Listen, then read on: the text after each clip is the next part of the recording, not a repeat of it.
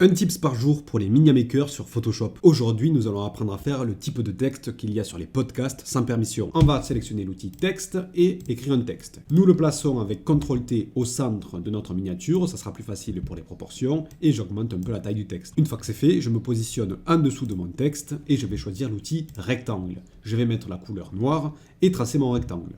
Maintenant, je vais dupliquer mon rectangle en faisant CTRL-J et Entrée.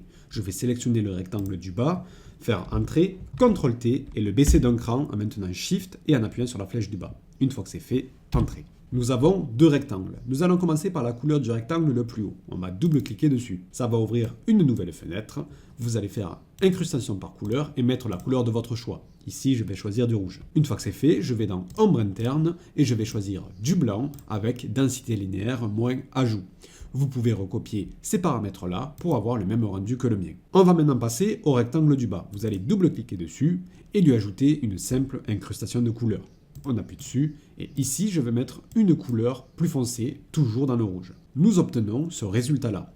Maintenant, vous allez faire CTRL-T sur le rectangle le plus bas pour le sélectionner et faire un clic droit, puis perspective. Vous allez ensuite bouger le carré en haut à droite pour donner un tout petit peu de perspective. Ça va donner ce petit détail-là. Une fois que c'est fait, vous allez double-cliquer sur Kidnapping. Nous allons lui mettre une ombre portée, je clique dessus et je vais lui mettre la couleur rouge foncé. Une opacité à 68% et comme tout à l'heure, vous pouvez modifier ces paramètres-là pour obtenir ce rendu-là. Maintenant, vous allez sélectionner les trois calques et faire convertir en objet dynamique. Une fois que c'est fait, vous pouvez faire CTRL-T, clic droit, perspective et modifier la perspective de votre texte. Une fois que vous êtes satisfait, Entrée. Félicitations à vous, vous venez de créer un texte dans le style de sans permission.